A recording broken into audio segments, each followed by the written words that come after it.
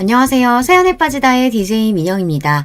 오늘 사연자님은 주제도 모르고 경솔한 시어머니에게 본때를 보여줬다는데요.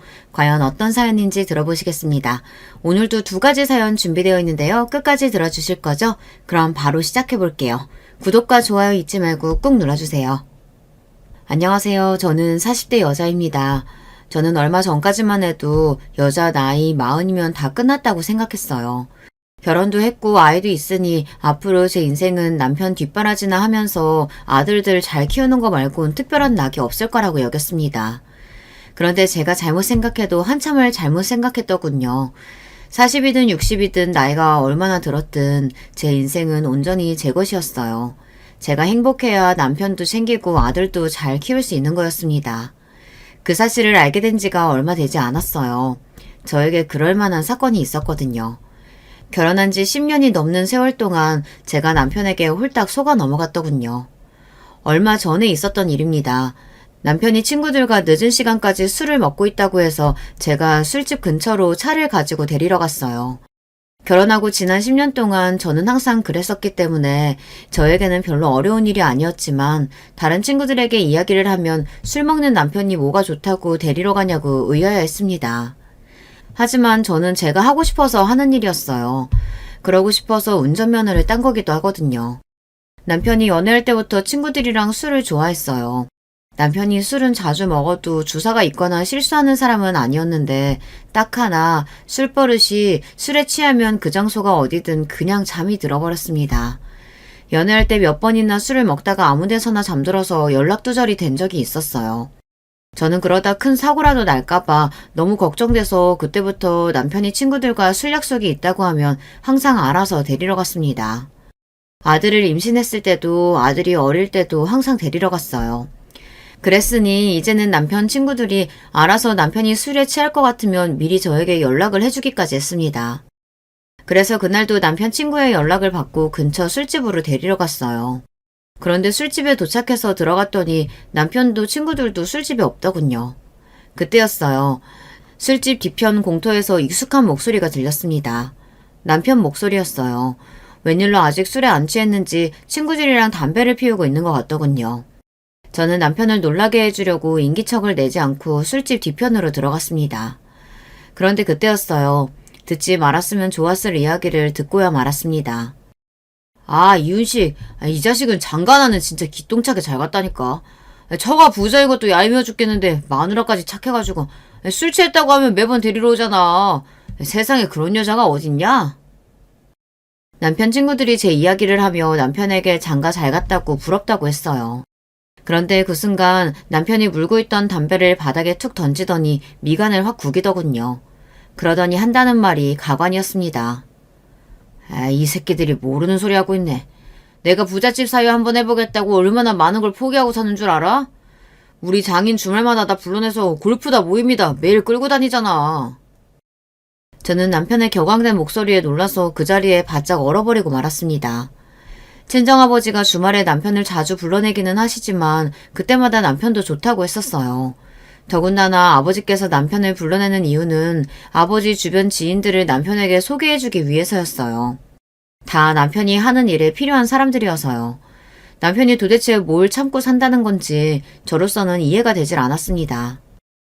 하긴 너희 장인 성격 보통 아니지.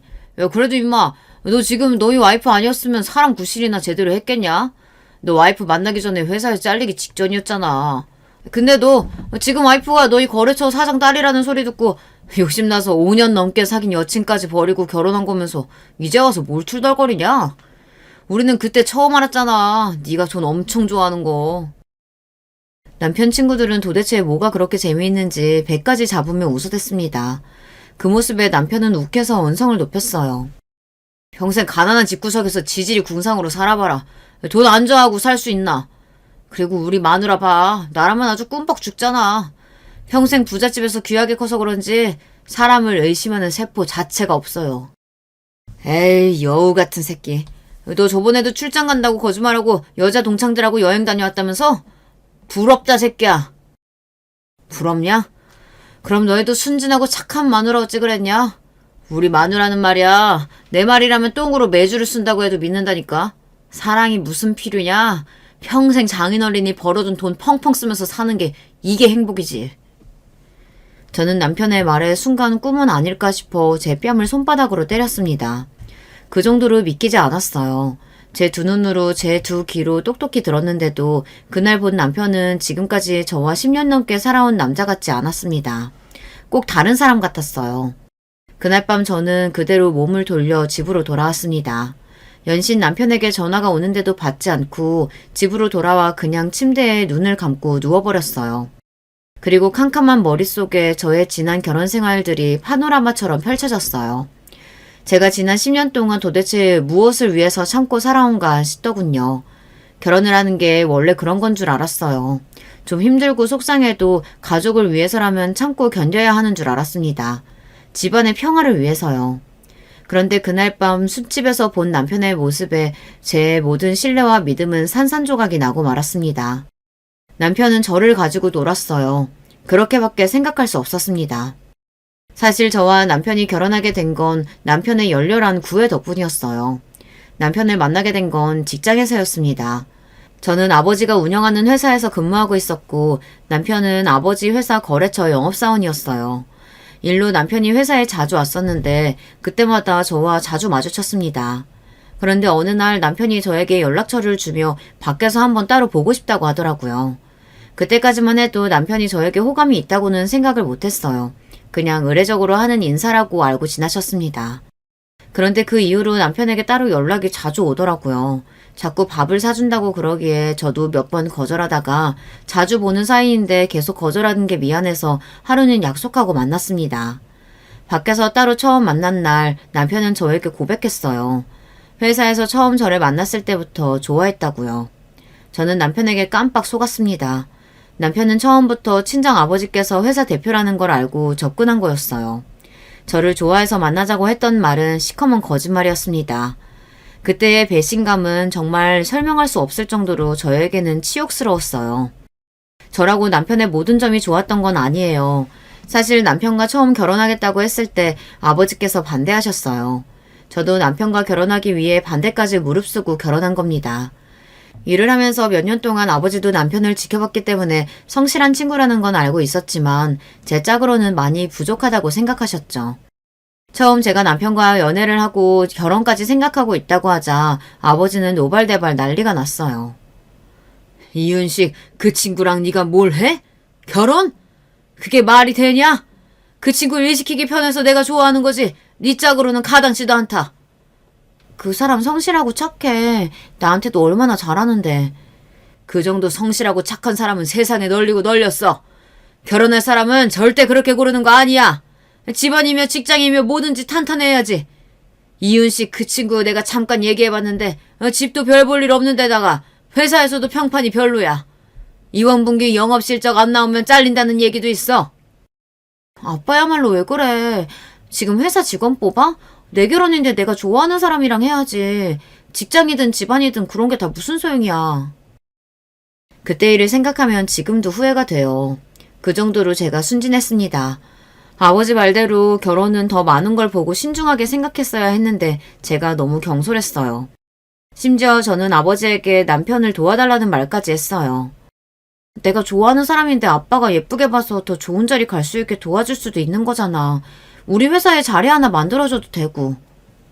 저는 어릴 때부터 아버지에게 뭐든 받기만 하면서 자라서 그런지 아버지에게 부탁하는 게 어렵지 않았어요. 아버지라면 제가 원하는 건 뭐든지 다 해주셨으니까요. 제 말에 아버지는 깊은 한숨을 쉬었습니다. 지금 당장 결혼하라고 허락하는 거는 절대 아니고 아직 이르니 내가 좀 더 지켜보기로 하자. 아버지는 회사에서는 호랑이 같은 대표님이에요. 친정엄마에게도 무뚝뚝하고 살갑지 않으십니다. 하지만 하나뿐인 자식인 저에게만은 딸바보가 따로 없었어요. 말만 하면 정말로 하늘의 별이라도 따다 주실 분이었죠. 그렇다 보니 남편이 마음에 들지 않아도 단호하게 저와 남편을 떼어놓지는 못하셨어요. 그랬다가는 제가 어떻게 나올지 뻔히 다 아시니까요. 그로부터 얼마 뒤 결정적으로 친정아버지께서 결혼을 허락하게 된 계기가 있었어요. 회사 직원들과 거래처 직원들까지 다 함께 야유회를 갔는데 제가 발을 헛디뎌서 저수지에 빠진 적이 있었어요. 그때 직원들이 다 놀라서 구급차 부르고 난리가 아니었는데 그 와중에 남편이 저수지로 들어와 허우적거리는 저를 건져냈습니다. 수영도 못하는 사람이 무작정 물에 뛰어든 거였어요. 그 모습을 보고 아버지께서 남편이 얼마나 제 생각을 많이 하고 있는지 느꼈다면서 한번 집에 인사 오게 하라고 하셨죠. 아비인 나도 어쩔 줄 모르고 있는데 수영도 못하는 사람이 어떻게 그렇게 단번에 물에 뛰어들 생각을 했어? 정말 대단하네. 고마워. 남편이 집에 인사 온 날 아버지는 고맙다며 연신 인사를 하셨습니다. 그리고 다니는 직장이 힘들면 우리 회사에 자리를 하나 해줄 테니 들어오라고까지 했어요. 그 말은 아버지께서 남편을 어느 정도 사윗감으로 허락한다는 무언의 뜻이었죠. 그 일 후 남편과 저는 결혼을 밀어붙였습니다. 곧장 상견례부터 잡았어요. 그런데 결혼이라는 게 원래 이렇게 하기 어려운 건지 상견례 날도 위기가 있었습니다. 처음 만난 시부모님께서 예사롭지 않았어요. 상견례 장소에서 시댁이 좀 거리가 있어서 아버지께서 기사를 붙여 차를 시댁으로 보냈습니다. 아버지 때는 상견례 장소를 아버지 마음대로 정했으니 죄송해서 한 배려였죠. 그런데 시어머니께서 아버지가 보낸 차를 그냥 돌려보내시고 굳이 택시를 타고 오셨어요. 그러면서 상견례 식당에 도착하자마자 하시는 말씀이 웃겼습니다. 요즘 세상에 차 있다고 유세하시는 것도 아니고 저희도 이 정도 거리는 알아서 올 수 있어서 그냥 택시 타고 왔습니다. 시댁에는 차가 없어요. 그래서 저와 아버지는 일부러 신경 써서 보낸 거였는데 시어머니는 그게 오히려 우리 쪽에서 돈 자랑을 한다고 생각하셨는지 기분 나빠하시더라고요. 엄마, 대표님께서 일부러 신경 써주신 건데 왜 자꾸 그래요? 죄송해요, 사모님, 대표님. 저희 어머니께서 괜히 패 끼칠 수 없다고 그러신 거예요. 이해해 주세요. 너는 결혼한다는 놈이 장인 장모한테 사모님 대표님이 뭐야? 호칭은 제대로 불러야지. 그래, 이서방. 이제 가족들 사이인데 편하게 어머님, 아버님이라고 부르게. 아, 네, 어머님. 그렇게 하도록 하겠습니다. 남편은 시어머니의 행동이 민망했는지 애써 빨개진 얼굴로 웃으며 친정어머니에게 이야기했어요. 저희 어머니야 워낙 성격이 온화하고 조용하신 분이라 혹시나 상견례 분위기가 이상해질까 중간에 좋게 좋게 하려고 노력을 많이 하셨습니다. 저희는 혹여나 식당이 너무 멀리 있는 거 아닌가 마음 쓰여서 한 행동이었는데 기분 상하셨으면 죄송합니다. 친정어머니는 애써 시어머니께서 마음 상하셨을까봐 애들로 다시 한번 사과를 했어요. 그런데도 시어머니는 아랑곳하지 않으셨습니다. 지켜보니 시어머니 성격 자체가 보통이 아니었어요. 젊어서 고생을 많이 하셔서 그런지 자격지심 뿐만이 아니라 고집도 세고 자존심도 센 것 같더라고요. 남편의 아버지는 남편이 어릴 때 사고로 돌아가셔서 시어머니 혼자 아들 둘을 키우셨더라고요. 남편 위로 형이 하나 있거든요. 그 점에 대해서 시어머니는 자부심이 굉장히 강했습니다. 물론 여자 혼자 애 둘 키운다는 게 쉬운 일이 아니라는 것 정도는 저도 알아요. 그런데 시어머니께서 너무 과하게 이야기하시니 듣는 사람 입장에서는 좀 부담스럽더라고요. 혼자 어린 것들 데리고 서울 올라와서 나물 장사에 식당 청소에 안 해본 거 없이 고생고생해서 키운 자식들이에요. 대학만 보내면 좀 낫겠지 했는데 힘들게 대학 보내고 취직까지 시켰는데도 좋아지는 게 없네요. 시어머니는 당신이 하고 싶은 말은 꼭 해야 직성이 풀리는 분 같았어요. 굳이 상견례 자리에서 듣기 싫은 본인 하소연을 하더라고요. 자식이라는 게 원래 부모가 열심히 키워서 독립할 수 있도록 내보내는 게 당연한 거지. 뭘 그런 거 가지고 힘들게 하고 그러세요. 안 그래도 남편의 집이 가난한 게 마음에 안 드시던 친정아버지께서 시어머니의 하소연까지 들어주고 싶지는 않으셨는지 아버지는 시어머니가 무슨 소리를 할 때마다 토를 달았어요. 그런 와중에 시어머니도 전혀 굽히지 않으셨습니다. 젊어서 부모가 고생해서 키워줬으면 이제는 좀 자기들끼리 알아서 부모 모시고 효강시켜줄 생각을 해야지. 두 놈 다 여자한테 홀라당 넘어가서는 늙은 엄마 모실 생각도 안 하고 장가가겠다고 하니 서운하잖아요. 시어머니의 이야기에 저희 부모님은 두 분 다 미간을 구겼어요. 친정부모님까지 계신 상견례 자리에서 굳이 시어머니를 모시네 마네 하는 소리까지 하시니 저희 부모님 입장에는 기가 막힐만 했죠. 애들 다 커서 좋은 사람 만나서 결혼한다는데 부모로서 서운할 게 뭐가 있어요. 사돈께서 오랫동안 혼자 사셔서 아들들한테 집착을 좀 하시나 보네요. 네? 집착이요? 어머 바깥 사돈은 어쩜 그런 기분 나쁜 소리라세요? 그럼 남편도 없이 혼자 사는 홀어머니 버리고 아들 둘 다 따로 나가서 사는 게 맞는 말이라는 거예요? 자식이 다 컸으면 독립하는 게 당연하죠. 이제 보니 사도께서 생각이 너무 고루하시네요. 요즘 세상에 어떤 며느리가 홀 시어머니를 모셔요? 친정아버지는 말을 돌려서 하는 분이 아니에요. 더군다나 시어머니처럼 실수하시는 분을 그냥 봐줄 사람이 아니었죠. 친정아버지의 입에서 튀어나온 고루하다는 말에 시어머니는 미간을 구기더니 인상을 팍 썼어요. 그래도 더는 할 말이 없는지 연신 헛기침만 하더라고요. 그 전에 남편에게 듣기로는 남편 위에 형이 결혼할 때도 시어머니께서 싫어하셨다고 했어요. 늙은 어미 두고 장남이 혼자 나간다고요. 시어머니의 솔직한 심정은 장남인 형이 결혼해도 혼자이신 어머니를 모시고 살 줄 알았는데 그런 소리가 일절 없으니 서운해서 한 소리일 거라고 하더군요. 그런데 몇 년 되지 않아 남편이 결혼하겠다고 하니 시어머니는 형 때와 마찬가지로 똑같은 소리를 하셨어요. 아들과 함께 살고 싶어 했죠.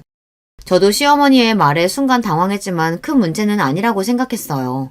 시어머니가 저와 남편과 같이 살고 싶어 해도 제가 시어머니와 같이 살 생각이 전혀 없는데 뭐가 문제인가 싶어서요. 하지만 친정아버지 생각은 달랐습니다. 쥐뿔도 없는 주제에 어디서 감히 남의 집 귀한 딸 시집살이를 시키려고 하나라고 생각하셨죠. 사돈께서 잘 모르시는 것 같아서 다시 한번 말씀드리는데 요즘은 부모가 자식들이랑 같이 살고 싶으면 아파트 한 채 정도는 떡하니 해줄 정도 돼야 같이 살자고 하는 거예요. 아시겠어요? 아버지의 단호한 목소리에 순간 식당에는 정적이 흘렀습니다. 시어머니도 기분은 상하지만 도무지 대꾸할 말이 떠오르질 않으시는지 자리를 그냥 박차고 나가시는 거로 상견례가 일단락됐어요. 저희 어머니께서 시골에서만 사시다가 아버지가 돌아가시고 서울 생활 시작하신 거라 옛날 분이세요. 어머님 아버님께서 너그러운 마음으로 좀 이해 부탁드릴게요. 남편은 시어머니를 대신해 저희 부모님께 사과까지 하고 돌아갔습니다. 저는 상견례가 끝나고 아버지에게 굳이 꼭 그렇게까지 말해야 했냐고 따졌어요. 아빠, 아무리 그래도 시어머니도 속상해서 하신 이야기인데 바로 앞에서 꼭 그렇게 무안을 줘야 했어요? 그러자 친정아버지께서 처음으로 저에게 언성을 높이며 다그치시더군요. 너, 네 시어머니 될 사람 보고도 그런 소리가 나와? 아유, 없는 집구석은 다 저렇게 이유가 있다니까. 저런 집구석 뭐가 좋다고 시집 가겠다고 하는 건지. 아유, 답답해서 정말. 친정아버지는 속상해서 연신 주먹으로 가슴을 쳤어요. 저에게 꼭 이런 결혼을 해야겠냐고 몇 번이나 물으셨죠. 하지만 그때는 왜 그랬는지 정말 남편이랑 결혼하고 싶었어요. 눈에 콩깍지가 제대로 씌어서 시어머니가 무슨 소리를 해도 저는 다 괜찮았습니다. 그렇게 저와 남편은 결혼했습니다. 남편과 제 사이는 전혀 문제가 없었어요. 상견례 때 일도 일이었지만 결혼 준비하면서 순탄하지는 않았어요. 시댁이 워낙 사정이 좋지 않다 보니 결혼 준비에 들어가는 비용 대부분을 우리 집에서 냈습니다. 신혼집도 아버지께서 얻어주셨어요. 신혼집 계약을 앞두고 시어머니께서 저에게 전화가 왔습니다. 그런데 다짜고짜 하시는 말씀이 저는 너무 놀랐어요. 새아가, 아무리 너희들끼리 다 알아서 준비한다지만 둘이 살 집 정도는 어른이 나한테도 보여줘야 하는 거 아니니? 어쩜 너는 며느리란 애가 이렇게 시어머니 생각을 조금도 안 하니? 이런 걸 내가 꼭 먼저 연락해야겠어? 시어머니는 마치 꼭 제가 큰 잘못을 하기라도 한 것처럼 화를 내셨어요. 저도 살면서 혼나본 경험이 별로 없다 보니 시어머니의 말에 순간 바짝 얼어버리고 말았습니다. 심지어 정말 내가 먼저 연락을 드려 같이 집을 보자고 했어야 했나 이런 생각까지 들더군요. 그로부터 얼마 뒤 남편과 저는 시어머니를 모시고 집을 보러 함께 갔어요. 그런데 믿기지 않는 일이 벌어졌습니다. 아파트에 들어서자마자 시어머니께서 갑자기 눈물을 흘리시며 우시기 시작했어요. 아이고 여보, 이것 좀 봐요. 우리 아들이 글쎄 이렇게 좋은 아파트를 샀어요. 대단하죠? 아이고, 우리 아들 정말 대견하다, 대견해. 엄마는 지금 죽어도 여한이 없다. 순간 저는 당황해서 말문이 턱하니 막혔습니다. 집을 사준 건 친정아버지인데 남편더러 대단하고 대견하다고 얼굴까지 쓰다듬으시는데 너무 황당하고 기가 막히더군요. 저로서는 시어머니의 행동이 도무지 이해가 되질 않았어요. 그런데 나중에 남편이 하는 말로는 평생 그런 집에 살아본 적이 없다 보니 어머니 딴에는 아들이 좋은 집에 살게 된 게 너무 기쁘고 감격스러워서 그러신 것 같다고 하더라고요. 저는 남편에게 이야기를 듣고도 사실 100% 이해가 되지는 않았어요. 하지만 남편까지도 눈물을 글썽이길래 이해해보려고 했죠. 저야 남편과 자라온 환경이 달라서 잘 모르지만 남편처럼 어릴 때부터 아버지 없이 힘들게 컸으면 작은 것에도 행복감을 느끼는 게 당연하니까요. 그리고 얼마 뒤 남편은 새로운 일을 시작했습니다. 처음엔 결혼하면 아버지 회사에서 근무하려고 했었는데 아버지께서 저를 생각해서라도 남편에게 일을 좀 더 가르치는 게 낫다고 판단하셨는지 아버지께서 새로 투자하는 작은 회사에 구문직을 맡기셨어요. 그때도 아버지는 남편에게 신신당부했습니다. 이서방, 내가 자네를 100% 믿고 신뢰해서 이렇게 중요한 일을 맡기는 게 아니라 자네가 앞으로 얼마나 성장할 수 있는지 가능성을 보기 위해 테스트하는 거니까 항상 긴장하고 열심히 하도록 하게. 남편이야 당연히 뼈를 묻을 각오로 열심히 하겠다고 했죠. 하지만 저는 걱정이 되기도 했습니다. 그때야 남편의 진짜 속을 모를 때니 남편도 남편 나름대로 새로운 환경이 어려울 수도 있고 하고 싶은 것이 있을 수도 있을 텐데 괜히 저랑 결혼해서 뜻하지 않은 책임감과 부담감을 가지고 사는 게 아닌가 싶어서요. 다행인 건진 모르겠지만 어찌됐든 그때 이후로는 시어머니께서 저를 대하시는 태도가 조금 달라지기는 했습니다. 그전까지는 매일 저에게 곱게 자라서 뭘 모른다, 눈치가 없다, 남편한테 잘해라 등등 잔소리만 하셨었는데 남편이 저희 아버지 덕분에 좋은 자리로 가고 나서는 시어머니도 은근 제 눈치를 보셨어요. 한 번은 그런 적도 있었습니다. 제가 아들을 임신했을 때였는데 시어머니께서 며칠 내내 전화를 하셔 먹고 싶은 게 없냐고 물었어요. 내가 다른 건 몰라도 반찬한다는 기똥차게 잘해. 동네 반찬 가게에서 오랫동안 일했었거든. 사돈이야 돈 많은 남편 만나 고생이라는 건 모르고 사셨으니 반찬이나 제대로 만드실 줄 알겠어? 우리 손주 임신해서 며느리가 고생하는데 내가 다른 건 모르겠고 말만 해. 먹을 건 내가 다 만들어줄게. 시어머니는 참 신기한 분입니다. 같은 말을 해도 은근 기분 상하게 말을 했어요. 분명 호의라는 건 알지만 항상 시어머니랑 통화하고 나면 기분이 좋지 않았습니다. 입맛도 심하고 몸도 몸살 걸린 것처럼 자꾸 늘어져서 밥맛이 없어요. 그래도 이것저것 먹고 있으니까 걱정하지 마세요. 그럴수록 더 챙겨 먹어야 애가 크는 거야. 엄마가 힘들다고 자꾸 안 먹으면 애가 작아요. 입덧도 너무 힘들고 몸도 자꾸 기운이 빠져 말할 일도 없는데 자꾸만 시어머니께서 애를 생각해서라도 밥은 꼭 챙겨 먹어야 한다고 잔소리를 하니 처음엔 저도 기분이 썩 좋지 않았습니다. 하지만 보통 시어머니들이 하는 잔소리라고 생각하기로 했어요. 친구들 말이 원래 시어머니는 며느리보다 뱃속의 손자가 항상 먼저라고 하더라고요. 그로부터 며칠 뒤 시어머니께서 반찬을 잔뜩 만들어 남편을 통해 보내셨어요. 정말 반찬 가게에서 파는 것처럼 깨끗하고 맛있게 해주셨더라고요. 저는 감사해서 잘 먹겠다고 연락을 드렸습니다. 그런데 직장 다니면서 밥을 챙겨 먹는다는 게 생각보다 쉽지 않더군요. 평소에도 초딩 입맛이라고 불리는 저다 보니 사실 시어머니께서 해다 주신 반찬이 입에 맞지 않았어요. 남편이라도 좀 먹으라고 해도 남편도 바쁘고 정신이 없으니 잘 안 먹더라고요. 더군다나 저도 몸도 무겁고 힘들어서 대충 집에 들어오는 길에 남편이랑 사 먹거나 시켜 먹었어요. 그러다 보니 시어머니께서 해주신 반찬이 냉장고에 고스란히 남아있었던 거예요. 저나 남편이 알아서 냉장고 정리를 하든 남은 반찬을 먹든 했어야 했는데 둘 다 일이 바쁘다는 핑계로 그대로 뒀습니다.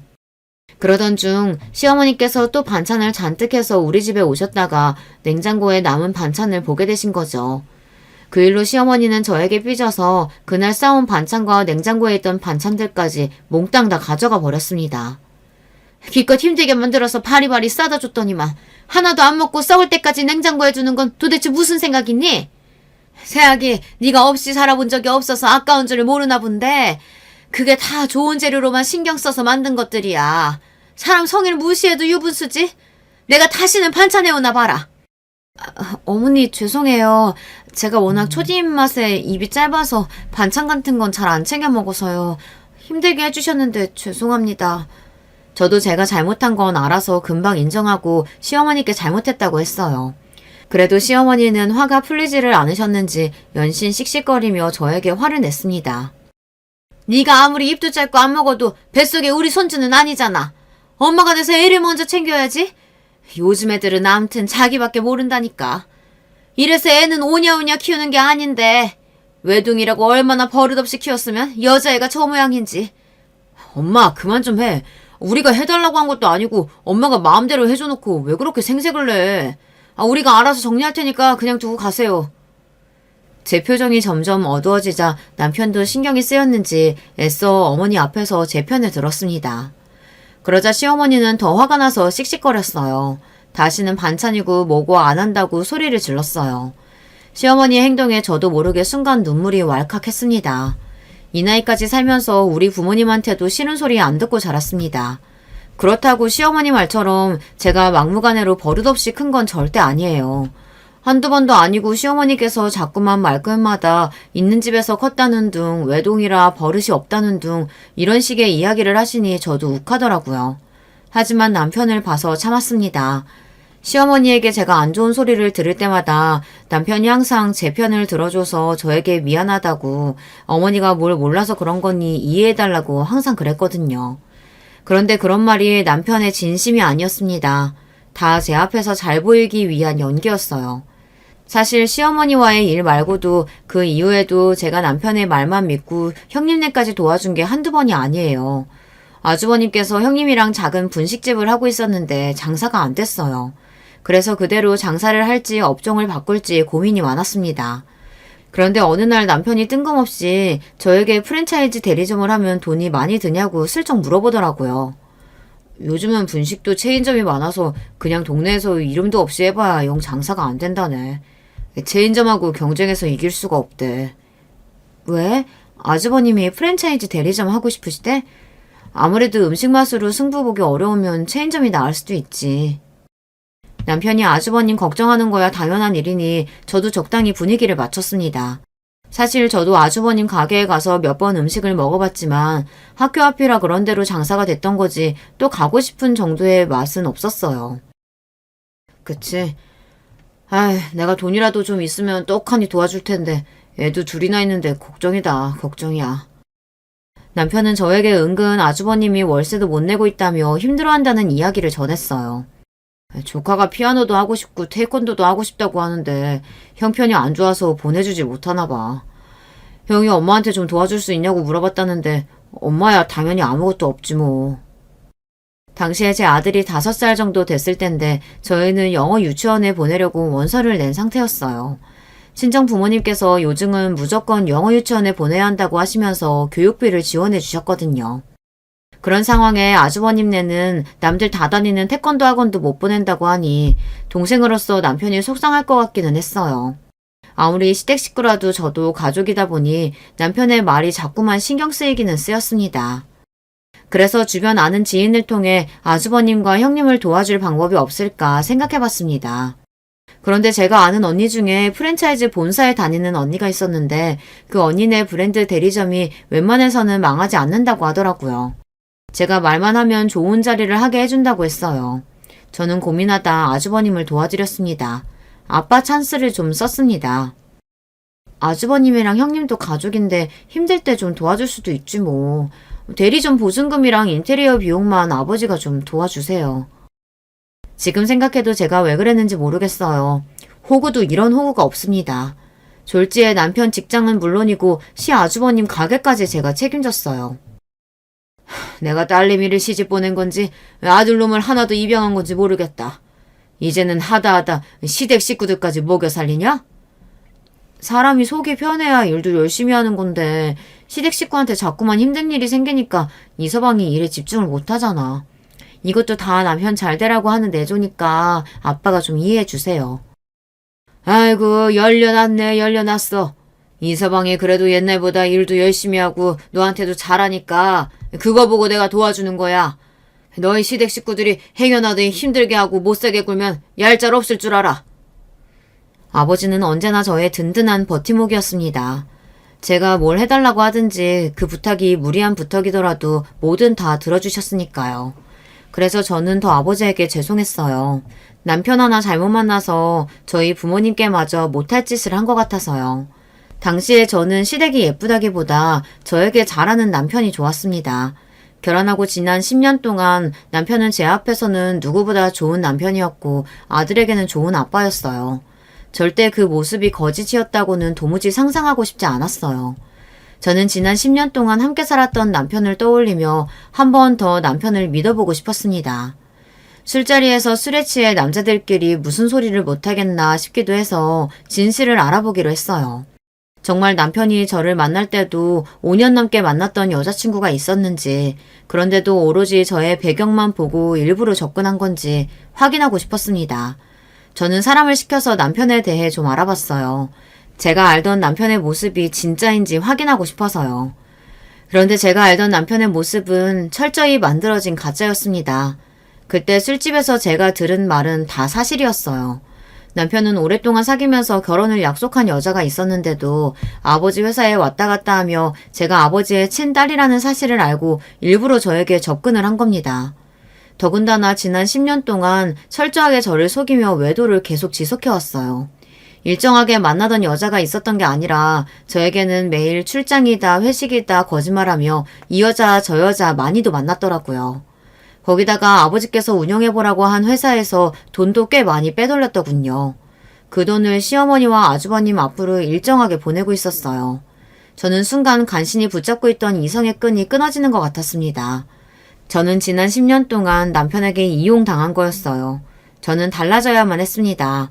더는 이전에 바보 천치 호구로 살 수 없었어요. 앞으로는 철저하게 남편이나 가정이 아닌 저만 생각하기로 했어요.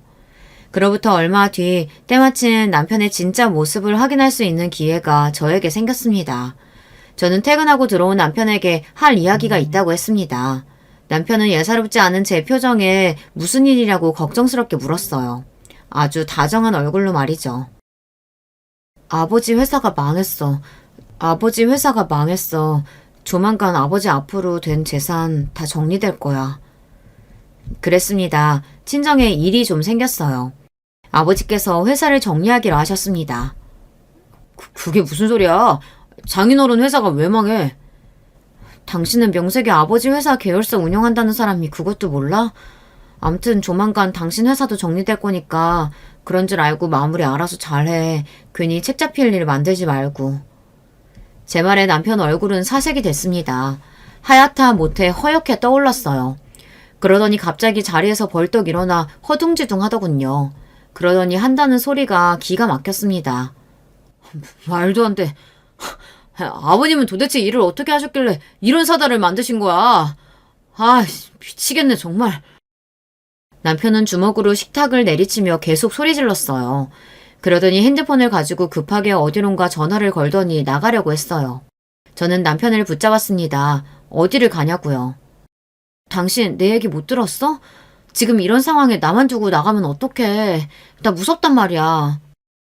제 말에 남편은 순간 제 손을 세게 뿌리쳤습니다. 그러더니 하는 말이 가관이었어요. 지금 이런 상황이니까 나가는 거 아니야. 무서우면 너희 아빠한테 나가서 징징거려. 나는 지금 네 비 맞춰줄 기분 아니니까. 남편은 그대로 문을 쾅 닫고 나가버렸습니다. 그리고 그 순간 저는 너무 허탈해서 입에서 실소가 튀어나왔어요. 이게 바로 진짜 남편의 모습이었습니다. 그 순간 알겠더군요. 저는 남편에게 그 어떤 자비도 가질 필요가 없다는 걸요. 남편이 너무 믿고 싫어도 저는 조금 더 서로 상처 주지 않고 상처받지 않는 선에서 정리하고 싶었습니다. 10년을 부부라는 이름으로 살았는데 하나뿐인 우리 아들의 아빠인데 그런 생각이 자꾸만 발목을 잡아서요. 하지만 이제 더는 아닙니다. 남편이니 가정이니 개나 주라고 하세요. 저는 오로지 제 생각만 하기로 했습니다. 며칠 뒤 저는 일부러 시어머니 앞에서 말을 흘렸습니다. 친정아버지께서 사업을 정리하게 돼서 정신이 하나도 없다고요. 제가 그 정도만 말해도 시어머니는 절대 가만히 있을 뿐이 아니라는 걸 저는 알고 있었어요. 제 예상대로 시어머니는 호들갑을 떨면서 남편에게 연락을 해봤나 봐요. 역시나 남편도 저희 친정아버지께서 사업이 망한 줄 알고 있으니 남편도 시어머니에게 저희 아버지 사업이 망했다고 이야기한 거죠. 장인어른 사업 쫄딱 망해서 다 정리했다는데 엄마 나 어떡해? 지금까지 장인어른 사업 하나 보고 참고 산 건데 망해버렸으니 이제 어떡하냐고. 그 큰 회사가 어떻게 그렇게 한순간에 망할 수가 있어. 너 제대로 알아본 거야? 시아버지 회사 망하면서 우리 회사까지 지금 감산하고 난리도 아니야. 직원들 말이 원래 회사 정리되면 다 하는 거라는데 이러다가 내가 회사 돈 빼돌리고 탄로나면 어떡하냐고. 으이그 소심한 놈. 그깟 돈 얼마나 된다고 그거 가지고 난리야. 문제는 지금 당장 너희 장인 회사 망하면 앞으로 우리 어떻게 사냐. 그게 문제지. 남편과 시어머니는 둘이 아주 똥줄이 타서 난리가 아니었나 봐요. 제가 이미 남편 회사 직원들에게 입단속을 시켜둔 상태였기 때문에 남편은 이야기할 데도 없어 더 불안했을 거예요. 며칠 뒤 시어머니에게 연락이 왔습니다. 예상대로 저를 시댁으로 불러들였어요. 그리고는 조심스럽게 너희 아버지 회사가 망한 게 사실이냐고 묻더군요. 한껏 진지한 시어머니의 표정에 저는 웃음을 참느라 힘들었습니다. 네, 맞아요. 아버지께서 대형 사고를 치셨더라고요. 아마 곧 있으면 아버지 회사랑 그이 회사도 다 정리될 거예요. 저는 최대한 침울한 얼굴로 친정아버지께서 대형 사고를 쳤다고 말했습니다. 그러자 시어머니께서 벌거진 얼굴로 앉은 자리에서 엉덩이까지 들썩거렸어요. 화가 나서 어쩔 줄 모르는 표정으로요. 그러더니 하시는 말씀이 기가 막혔습니다. 내가 너희 아버지 건방지게 굴 때부터 진작 알아봤다. 돈 좀 있다고 그렇게 허세를 부리더니만 결국은 망했네 망했어. 아유, 망하려면 본인이나 혼자 망할 것인지 내 아들한테 피해는 왜 주는 거야? 시어머니도 역시나 본인의 바닥을 금세 드러냈습니다. 그 모습을 예상했는데도 직접 제 두 눈으로 보고 나니 몸이 바들바들 떨릴 정도로 화가 나더군요. 어머님, 지금 말씀 다 하신 거예요? 다 하기는. 너는 그 중요한 얘기를 왜 안 하고 지금까지 숨기고 있었던 거니? 네 남편 망하든지 말든지 상관없었다는 거야? 아휴, 차라리 잘 됐어. 어차피 내 아들도 너한테 오만정이란 정은 다 떨어졌다는데 이 김에 그냥 이혼해라. 시어머니는 다짜고짜 저에게 이혼하라고 소리를 질렀습니다. 순간 기가 차서 코웃음이 저절로 나오더라고요. 자기가 도대체 무슨 권한으로 저에게 이혼하라 마라인지 모르겠어요. 어머님이 뭔데 저더러 이혼하라 마라 하세요? 저희 부부 일은 저희가 알아서 할 테니까 신경 쓰지 마세요.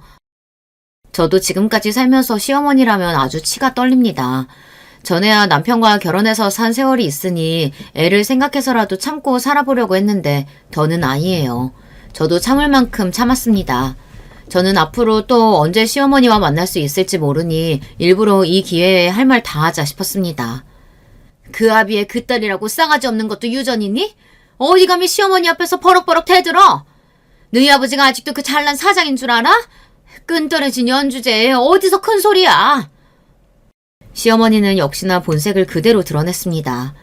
친정아버지께서 결혼 생활 내내 남편을 도와주는 것도 모자라 아주버님까지 챙겼을 때는 찍소리도 안 하고 가만히 있더니만 아버지께서 망했다는 말 한마디에 태도가 180도 변해버렸더라고요. 거기다가 시어머니는 준비성도 철저한 분이었어요.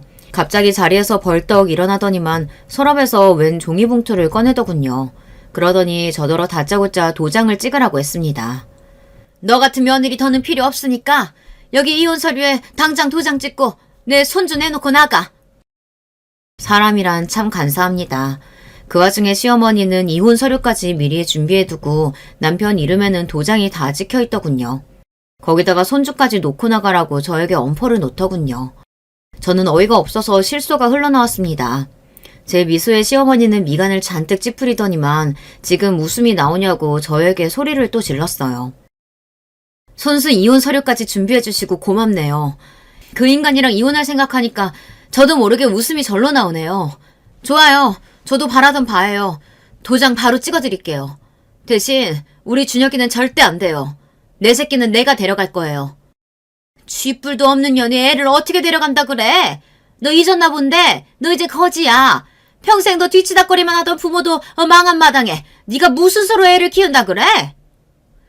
시어머니는 제 말은 듣고 싶지도 않다는 듯 고개를 절레절레 흔들며 조용히 하고 빨리 이혼 서류에 지장이나 찍으라고 했습니다. 그러면서 인주를 저에게 들이댔어요. 저는 시어머니의 뻔뻔한 모습에 다시 한번 치가 떨렸습니다. 하지만 이제 더는 화낼 힘도 없었어요. 빨리 다 마무리하고 싶었습니다. 저는 이때다 싶어 시어머니가 들이댄 이혼 서류에 지장을 찍고 자리에서 벌떡 일어나 허리를 곧게 폈습니다. 자꾸 말끝마다 쥐뿔도 없다고 하는데 뭘 좀 대단히 오해하신 것 같아요. 우리 아버지 대형 사고 쳤다는 게 설마 아예 사업이 망한 줄 아시는 거예요? 어머 웬일이야. 단단히 잘못하셨네. 저는 전혀 달라진 표정으로 깔깔 웃으며 시어머니를 비웃었습니다. 그러자 시어머니는 그런 제가 이해가 안 된다는 듯 인상을 썼어요. 네가 이제 아주 미쳤구나. 이게 다 무슨 소리야.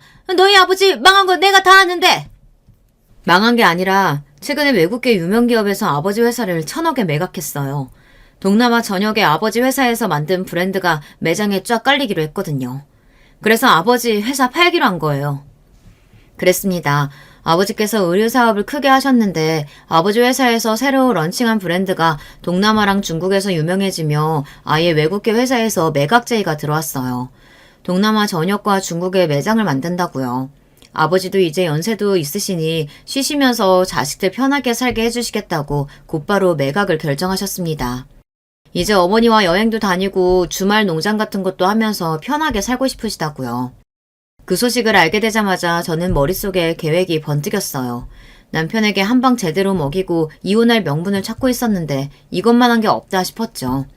남편이 저를 사랑하지도 않으면서 친정 재산만 보고 결혼했다는 걸 알게 된 순간부터 저는 이를 바득바득 갈았습니다.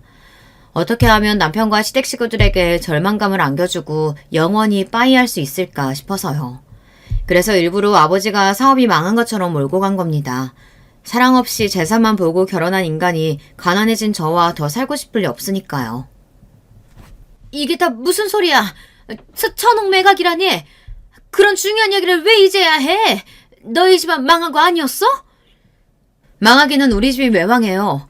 어머님 댁처럼 지지리도 없는 집구석이나 망하는 거지. 암튼 이혼 서류 준비는 다 끝난 것 같으니까 접수는 저희 쪽 변호사한테 알아서 하라고 할게요. 그럼 저는 이만. 저는 시어머니 손에 들려있던 이혼 서류를 획 뺏어서 들고 자리에서 일어났습니다.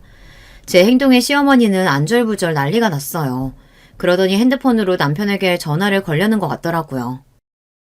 어머머 애미야, 그게 무슨 소리야. 망한 게 아니면 말이 달라지는 거지. 얘 잠깐만, 네 남편 금방 오라고 할 테니까 잠깐만 기다려. 저는 이미 현관까지 다 걸어갔는데 시어머니는 짧은 다리로 불이 나게 따라왔어요. 그러더니 잠깐만 기다려달라고 애원을 했습니다. 저는 시어머니의 손을 세게 뿌리쳤어요. 웃기고 있네. 내가 지금까지 당신들 하늘 짓거리 모르고 있는 줄 알아? 지금까지 바보처럼 허구해줬으면 이쯤에서 고마운 줄 알고 나가 떨어져. 저는 세상에서 가장 못된 표정을 지어 보이며 시댁을 나섰습니다. 그리고 곧장 아버지 담당 변호사에게 이혼 서류를 접수했어요.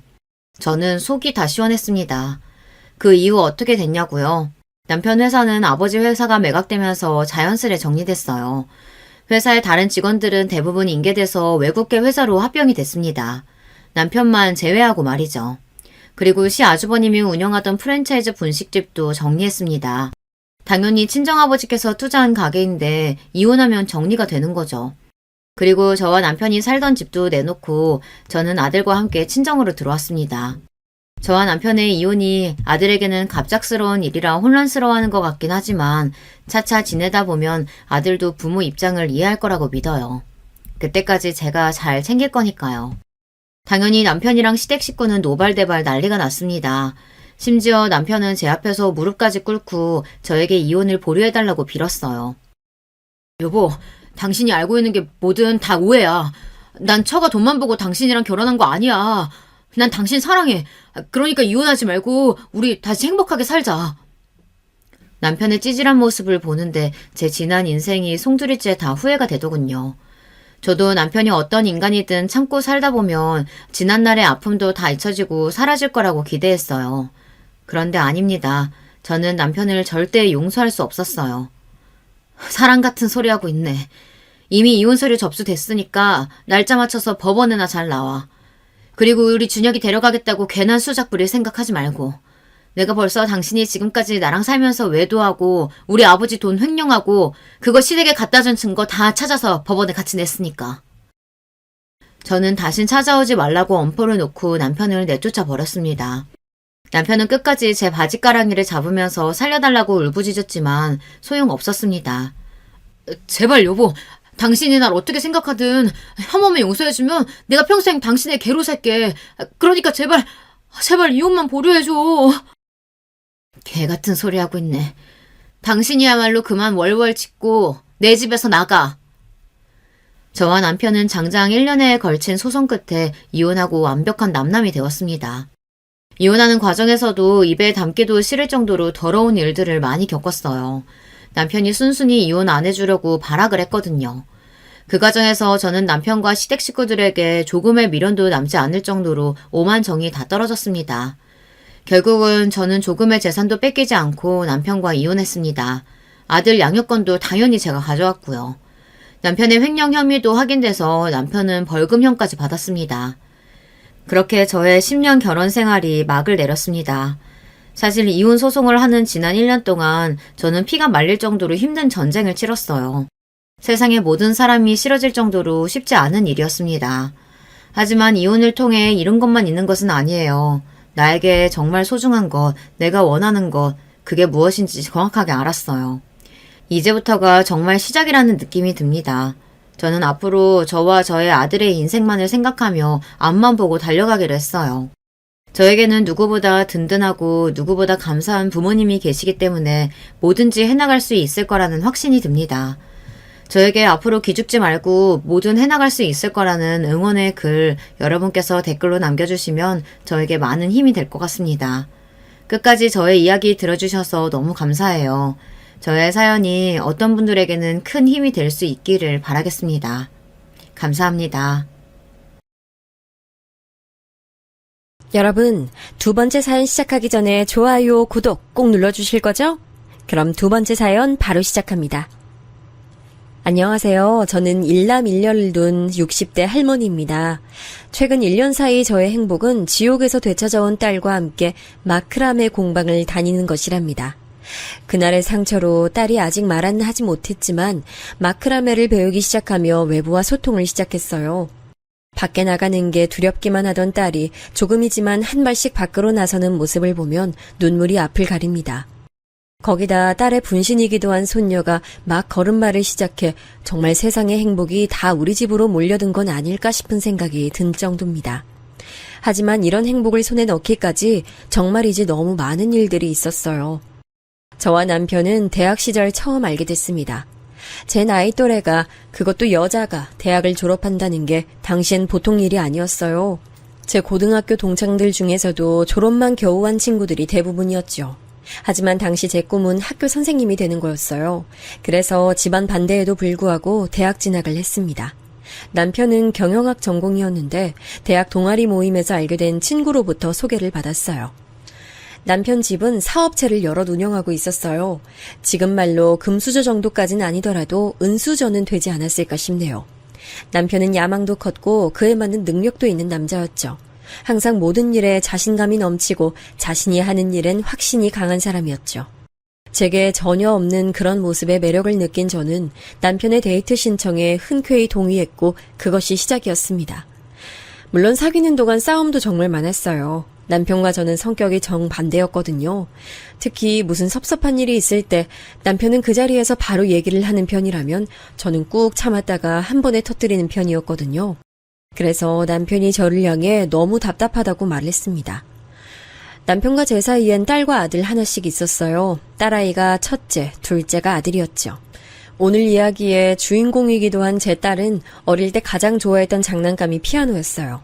어린이날 선물로 받은 피아노를 정말이지 하루 종일 가지고 놀더군요. 그래서 6살 되던 해에 피아노 학원을 보냈는데 선생님께서 재능이 있다고 칭찬하셨습니다. 그게 계기가 돼서 딸아이는 피아노를 전공했습니다. 하지만 딸이 대학교에 입학한 지 얼마 되지 않은 시점에 남편 회사가 부도를 맞았습니다. 남편이 어떤 일을 어떻게 하고 있는지 아는 게 하나도 없어서 제겐 마른 하늘의 날벼락이었습니다. 남편은 평소 자신감이 넘쳤던 것만큼 이 상황을 받아들이지 못했어요. 그리고 정신적 충격은 육체를 지배했고 결국 쓰러졌죠. 병원에 누워있는 남편을 보며 오만 가지 생각이 들었어요.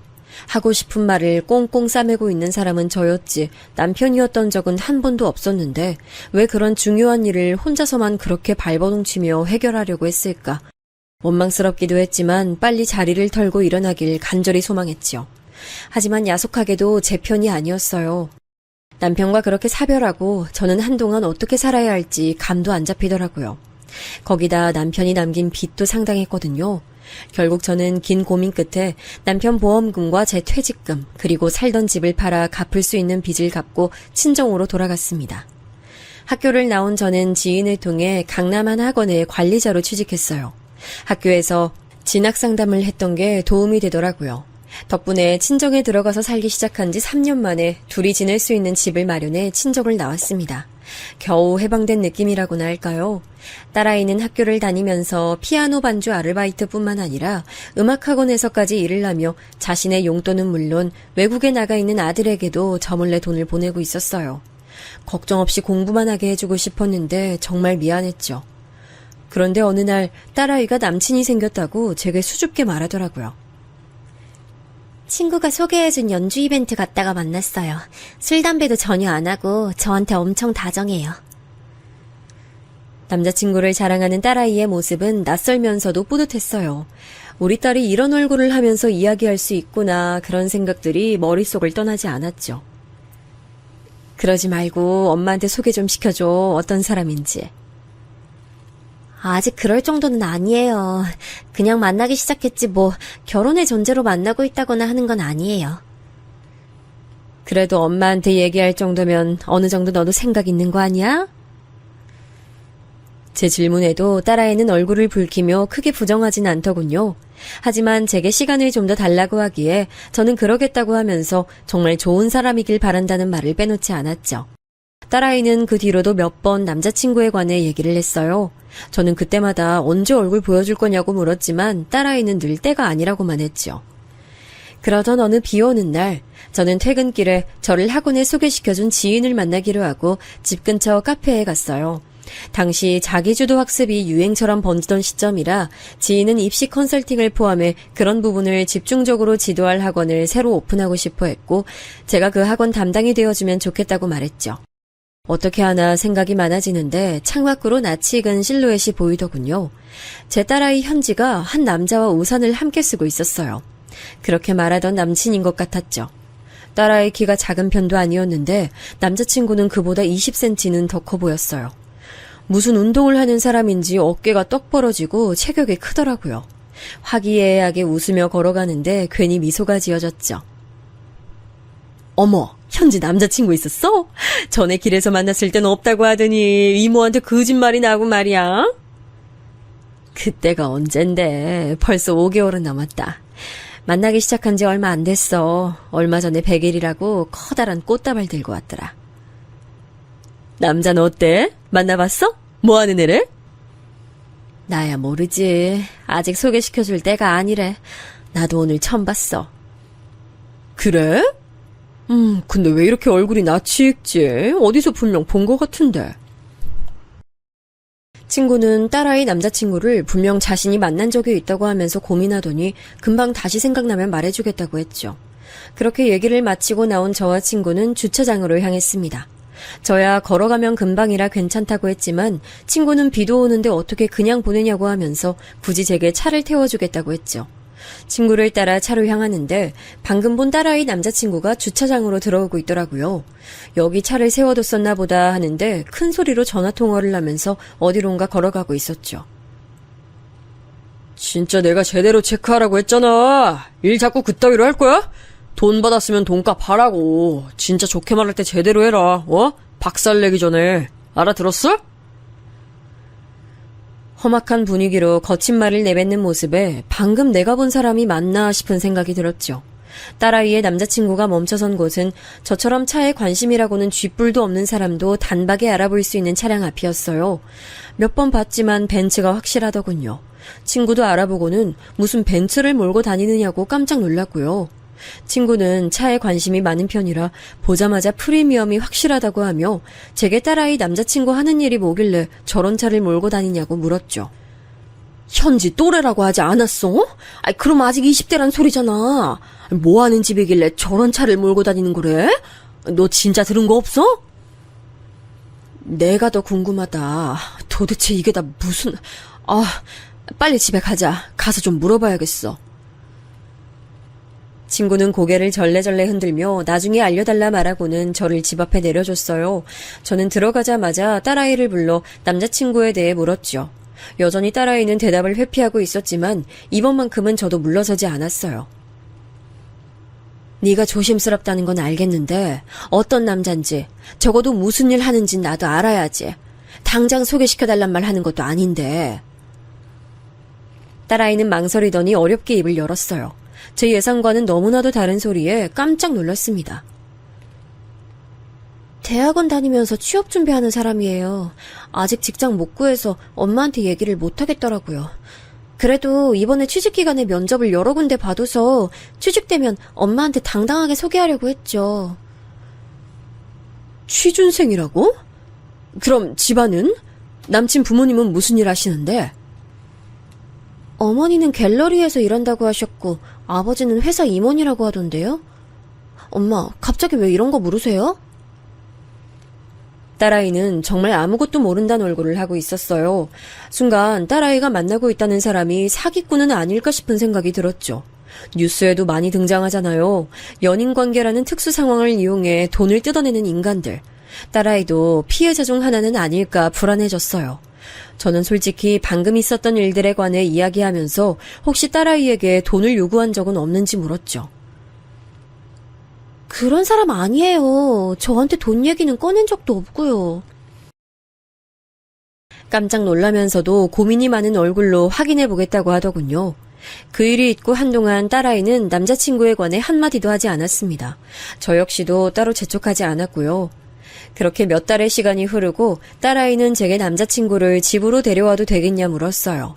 저는 그동안 별다른 얘기가 없기에 두 사람 사이에 변화가 있을 것이라고 생각했는데 남자애가 제게 꼭 하고 싶은 말이 있다고 했다더라고요. 저는 흔쾌히 집으로 오라고 말했죠. 제게 할 말이라는 게 무엇인지도 듣고 싶었고 어떤 아이인지 제대로 보고 싶은 마음도 컸고요. 약속한 날이 되자 은근 긴장되더군요. 친구들은 남자를 보려면 술을 먹여야 한다고 했지만 딸아이에게 술과 담배를 일절하지 않는다는 소리를 들어서 그건 안 되겠더라고요. 없는 솜씨까지 부려가며 식사 준비를 했더니 때마침 아이들이 들어오는 소리가 났습니다. 그날 주차장에서 봤던 남자애가 양손에 커다란 종이 가방과 꽃바구니를 하나씩 들고 들어왔죠. 가까이서 보니 훨씬 더 키 크고 덩치도 있더라고요. 제가 체구가 작은 편이라 그런지 뭔가 압도적인 느낌도 들었어요. 딸아이의 남자친구가 또래치고는 무거운 목소리로 제게 인사를 하며 꽃바구니를 내밀 때까지도 저는 한마디도 못했죠. 정신을 번쩍 차린 것은 딸아이의 헛기침 소리 덕분이었어요. 저는 키가 너무 커서 놀랐다는 말과 함께 식사부터 하자고 했죠. 딸아이 남자친구는 가리는 것 없이 정말 맛있게 먹어줬어요. 요리한 사람이 기분 좋을 정도로 말이죠. 그렇게 식사를 마치고 거실로 자리를 옮긴 뒤 남자친구 아이는 제게 어머니라고 불러도 되겠냐고 하더니 조금의 망설임도 없이 제게 사과부터 하더군요. 어머니, 죄송합니다. 제가 현지 만나면서 솔직하게 다 얘기 못했던 것도 사실입니다. 끝까지 속일 생각은 아니었습니다. 죄송합니다. 나한테 미안할 일은 아니죠. 어떤 사정인진 모르지만 그 부분은 딸아이랑 얘기를 해야 하지 않겠어요? 당사자랑 얘기를 해야죠. 얘기 들었고 난 이해했어요, 엄마. 충분히 그럴 수 있겠다는 생각 들었고. 그럼 더더욱 나한테 사과할 문제는 아닌 것 같네요. 딸아이 남자친구는 자신의 본가가 한남동에 있다는 말로 시작하더군요. 한남동이라면 TV에서도 자주 나올 정도로 유명한 동네잖아요. 연예인들은 물론 돈 좀 있다 하는 사람들이 모여 사는 곳이었죠. 이야기 들어보니 딸아이가 제게 알려준 부모님 직업이 틀린 건 아니더라고요. 딸아이 남자친구의 어머니는 갤러리를 소유하고 계신 분이었고 아버지는 임원 중에서도 가장 높은 자리에 앉아있는 사람일 뿐이었죠. 저는 말로만 듣던 금수저가 바로 이 남자아이를 말하는 게 아닐까 싶은 생각이 들었습니다. 그 남자아이가 돌아가고 나서 저는 여러 가지 고민이 됐습니다. 과연 두 사람이 결혼한다고 하면 허락을 해야 할까 하는 부분이었어요. 다들 아시겠지만 결혼이라는 게 어디 두 사람만 좋아서 되는 일인가요? 전혀 모르는 두 집안이 결혼이란 제도로 묶이는 것이다 보니 집안도 보고 결혼해야 한다고 말하는 사람들도 적지 않잖아요. 저 역시도 그렇게 생각하는 사람 중 하나고요. 거기다 저희 집의 과거가 그리고 남편의 부재가 문제되지는 않을까 걱정됐습니다. 물론 당장에 결혼하겠다고 한 건 아니었지만 걱정이 태산이었죠. 근데 제 걱정과는 전혀 무관하게 두 아이는 너무 잘 만났고 결혼까지 쭉쭉 이어지더군요. 사돈도 딸아이를 무척이나 예뻐해 주셨고요.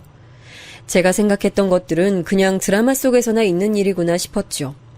결혼식은 정말 어마어마했습니다. 무슨 사람들이 그렇게 많이들 모이는지 다들 신랑 측 사람들이라 살짝 주눅들기도 했죠. 딸아이 결혼 소식을 접한 친정 식구들은 꽤 큰 충격을 받은 얼굴을 했었는데 결혼식장 와서는 아주 입까지 떡 벌어져서는 말도 못하더군요. 특히 오빠는 제게 사돈 어른을 소개시켜달라고 할 정도였고요. 결혼식 이후에도 아이들은 여기저기 인사드리러 다니기 바빴어요. 그때였어요. 친구가 슬쩍 제게 다가와 할 말이 있다고 했죠. 카페에서 함께했던 친구요. 나 네 사위 어디서 봤는지 기억났어. 계속 긴가민가 했는데 오늘 보니까 알겠네. 그때 기억 안 난다고 한참 그러더니 그래, 어디서 봤는데? 너 있는 학원, 그 학원 건물주잖아. 세상에 인상 너무 달라서 기억을 못했나 봐. 계약할 때 진짜 엄청 무서웠거든? 술 냄새도 장난 아니었고. 근데 곁에 있는 친구 보니까 기억이 확 나네. 술? 술도 담배도 전혀 못하는데? 착각한 거 아니야? 아닌데. 술이 덜 깼다고 하면서 엄청 짜증내면서 계약하러 왔었는데. 그때 펜 잘 안 나온다고 집어던져서 내가 똑똑히 기억해. 너도 알잖아. 박가부동산 할아버지. 그 할아버지한테 펜 하나도 제대로 준비 못하냐고 엄청 욕을 하는데 얼마나 무서웠는지 몰라. 저는 친구 말에 깜짝 놀라면서도 사위가 그런 행동을 했다는 게 전혀 믿어지지 않았어요. 그렇다고 친구가 제게 거짓말을 할 리도 없고 말이죠. 제 표정이 급 어두워지자 친구는 과거 얘기라고 하면서 괜히 얘기를 꺼낸 것 같다고 미안해했죠. 하지만 이미 들어버린 이야기를 모른 척하기란 쉽지 않았어요. 그런 이야기를 들어서 그런지 제 시선은 자꾸 딸아이와 사위를 향해 가더라고요. 자리가 자리인 만큼 술을 권하는 사람들이 있었어요. 사위는 넙죽넙죽 잘만 받아 마시고 있었고요. 그런 사위를 보는 딸아이의 얼굴은 저만큼이나 불안해 보였습니다. 그때였어요. 건장한 남자들이 딸아이와 사위 곁으로 오더니 뭐라고 얘기하고는 데리고 나가더라고요. 딸아이는 제자리로 오더니 일정이 바뀌어서 신혼여행지로 빨리 출발하게 됐다며 여기서 인사를 해야 할 것 같다고 하더군요. 불안했지만 저는 알겠다, 조심히 다녀오라고 했죠. 결혼식 마치고 돌아와서도 친구 얘기가 자꾸 머릿속에 남았어요. 그리고 술을 물처럼 마시던 사위의 얼굴도 생각나고요. 저는 뜬 눈으로 딸아이 전화를 기다렸습니다. 잘 도착했다는 행복한 딸아이 목소리를 듣고 나서야 안도의 한숨을 내쉴 수 있었어요. 신혼여행에서 돌아온 딸아이는 세상 행복한 얼굴을 하고 있었어요. 여행지에서 너무 좋았다고 말하며 제 선물은 물론이고 딸아이 결혼에 맞춰 귀국한 동생의 것까지 캐리어에 어떻게 다 담아왔나 싶을 정도더군요. 저는 그날 밤 최서방을 따로 불러 물었습니다. 자네 혹시 술 마시나? 난 최서방이 술도 담배도 할 줄 모른다고 들었는데 피로연 때 보니 보통은 아닌 것 같아 말이야. 단도직입적인 제 질문에 최서방은 당황스러웠는지 바로 대답을 못하더군요. 잠깐이지만 곤란하다는 얼굴을 하기도 했고요. 저는 차분히 대답을 기다렸습니다. 술을 못한다기보단 즐기지 않습니다.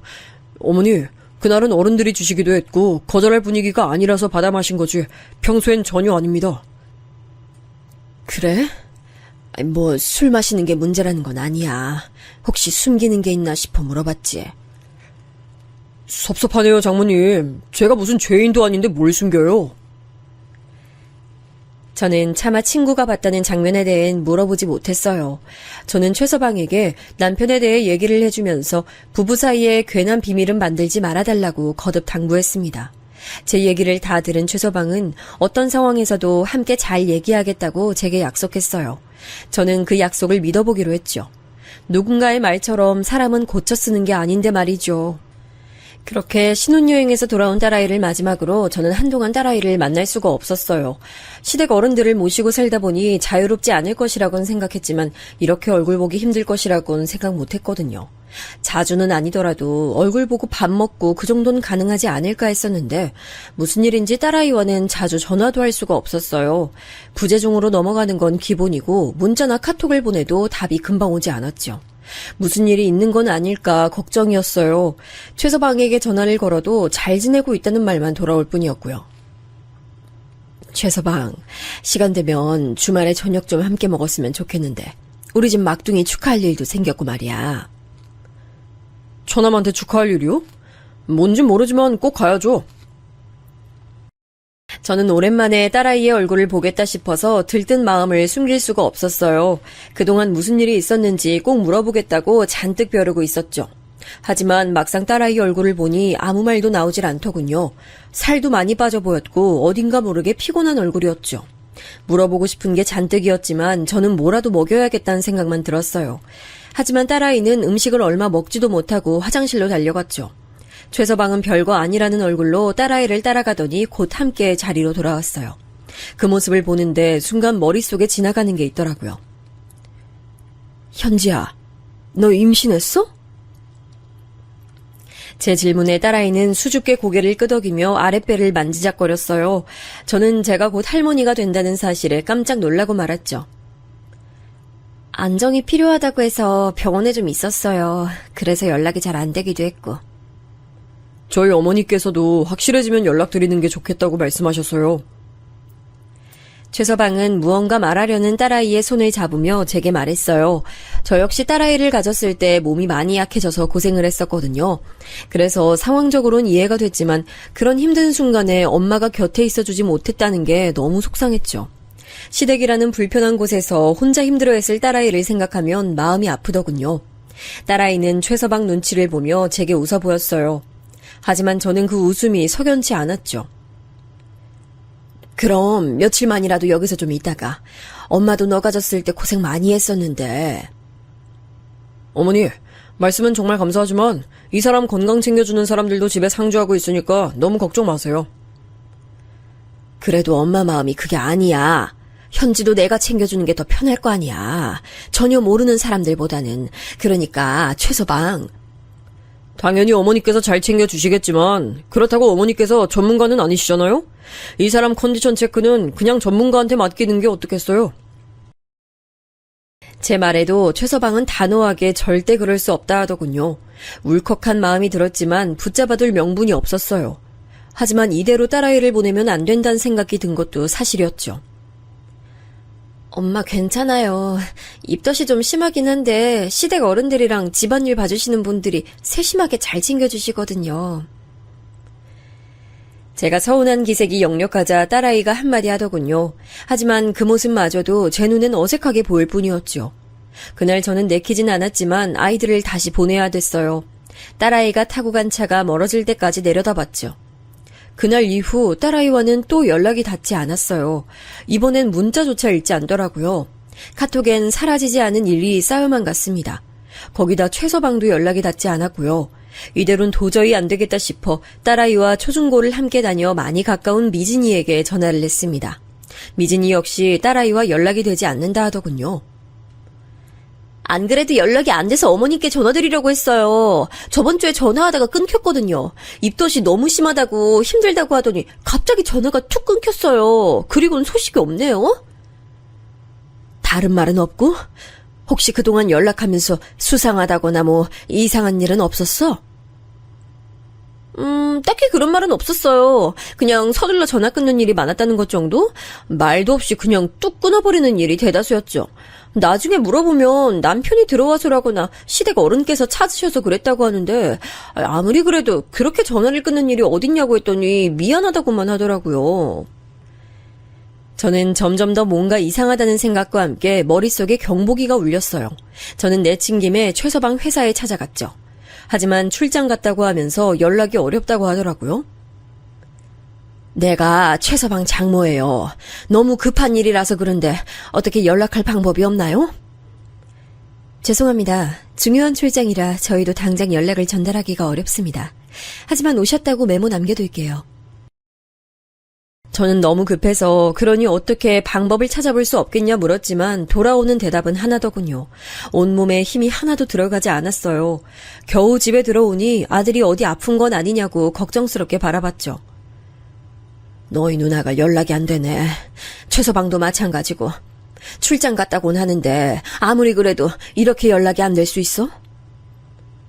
저분도 그렇고 엄마는 뭐가 그렇게 걱정되시는 거예요? 누나도 컨디션 조절한다고 힘들겠죠. 임신이 쉬운 일도 아닌데. 그리고 출장이면 당연히 연락이 잘 안 될 수도 있죠. 너무 걱정 마세요. 엄만 너무 걱정이 많아요. 너무 과하다고 지적하는 아들의 말을 듣고 나니 제가 너무 유난을 떠는 건가 싶은 생각이 들기도 했죠. 그래서 얼마는 더 기다려보기로 했습니다. 그렇게 일주일의 시간이 흘렀어요. 하지만 딸아이에게도 최서방에게도 아무런 연락이 없었죠. 그렇게 열흘의 시간이 지났나 딸아이의 친구인 미진이에게 다급한 전화가 걸려왔어요. 방금 딸아이와 전화를 했다고 하면서 말이죠. 어머니, 현지 목소리가 좀 이상해요. 애가 목소리가 완전히 잠겨서는 어디 아픈 사람 같아요. 거기다 영문을 알 수 없는 말만 하고요. 오죽하면 전화를 저한테 잘못 걸었나 싶었다니까요. 현지가 뭐라고 했는데 어디 아프대? 아프냐고 물었는데 날씨가 좋다 그러고 어디냐고 물었는데 옛날에 외할아버지 댁에서 심부름했던 때 생각난다 그러고 진짜 무슨 수수께끼인가 싶을 정도였다니까요. 그러더니 또 전화가 툭 끊어졌어요. 저는 미진이가 말한 외할아버지 댁이란 소리에 정신이 번쩍 들었어요. 남편의 죽음 이후 친정에서 3년간 지낼 때 저희 모녀를 무슨 기생충 보듯이 보는 친정 식구들을 피해서 별채에서 지내고 있었는데요. 그때 딸아이가 심부름으로 창고에 들어갔다가 갇혀서 못 나왔던 적이 있었거든요. 저는 당장이라도 딸아이를 찾으러 가야겠다는 생각이 들었어요. 날이 밝자마자 저는 딸아이의 시댁으로 찾아갔습니다. 대략적인 위치만 알고 있지 정확한 주소도 몰랐는데 다행히 미진이가 임신 소식에 선물을 보낸 적이 있다며 주소를 알려주더라고요. 부랴부랴 달려간 곳에서 잠시 멈춰설 수밖에 없었습니다. 사돈댁은 한남동에서도 내놔라 하는 사람들이 많다는 곳이었더군요. 입구에서부터 들어가는 게 쉽지 않았어요. 사전에 연락을 받지 못했다고 하면서 아예 들여보내주질 않았죠.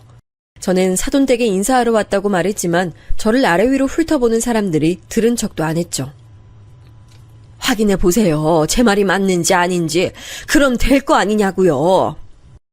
여기서 이러시면 곤란해요. 방문자 명단에 없으시면 들어가실 수가 없단 말입니다.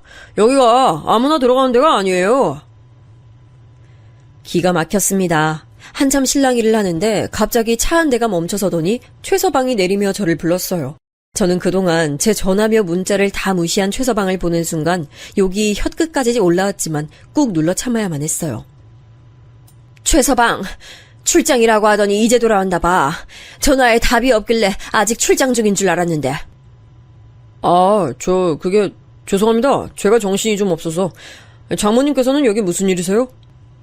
사돈댁에 뭐하러 왔겠어? 딸아이 얼굴 좀 보려고 왔지. 잘 됐네. 앞장서. 그 사람 지금 집에 없어요, 어머니. 잠깐 나갔어요. 나가? 내가 꼭두 새벽부터 여길 찾아왔는데 나가긴 어딜 나갔다는 말이야. 나 오늘은 그냥 못 물러나니까 당장 앞장서.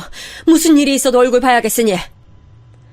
제가 당장이라도 안으로 들어갈 것처럼 보였는지 최서방은 따로 연락드리겠다고 하면서 저를 말렸죠. 당장이라도 뿌리치고 싶었지만 제 팔을 잡는 손이 생각보다 너무 강했어요. 저도 모르게 아프다고 소리를 지를 만큼 말이죠. 최서방은 그런 제 반응에도 아랑곳 않고 저를 자신의 차에 태우더군요. 저는 무슨 일이 있길래 딸아이의 얼굴을 보여주지 않느냐고 최서방을 다그쳤지만 피곤하다는 듯이 고개를 돌리며 그냥 집에 가라고 하더군요. 댁에 가 계시면 그 사람한테 연락하라고 할 테니까 여기까지 와서 이런 행패 부리시는 건 좀 삼가주세요. 여기 보는 사람들 눈도 많은데 저희 집 체면도 생각은 해주셔야죠. 최서방의 그런 태도에 오기가 생겼습니다. 그리고 분명 무언가 숨기는 게 있다는 것을 확신했죠. 그날 저녁 최서방의 말처럼 딸아이에게 문자가 왔습니다. 잘 지내고 있으며 조만간 집으로 오겠다 말이죠. 저는 그 문자를 받고도 안심이 안 됐어요. 제 눈으로 딸아이의 모습을 꼭 봐야겠다는 생각만 들었죠. 저는 친구에게 사정 얘기를 했습니다. 친구는 자기 역시 뭔가 일이 생긴 것 같다고 말하며 사돈댁이 있는 곳으로 들어갈 수 있는 방법을 찾아보겠다고 했죠. 친구 연락을 하염없이 기다리면서 저는 딸아이에게 몇 번이나 전화를 걸었지만 잘 지낸다는 문자만 받을 수 있었어요.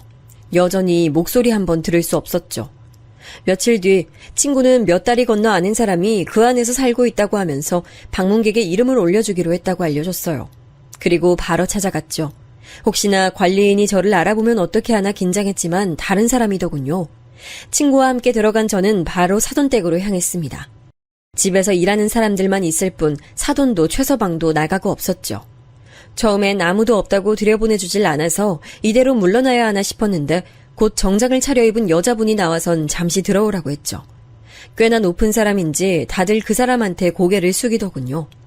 저를 거실로 안내한 그 사람은 사돈은 부부 동반으로 크루즈 여행 중이라 만날 수 없다고 했어요.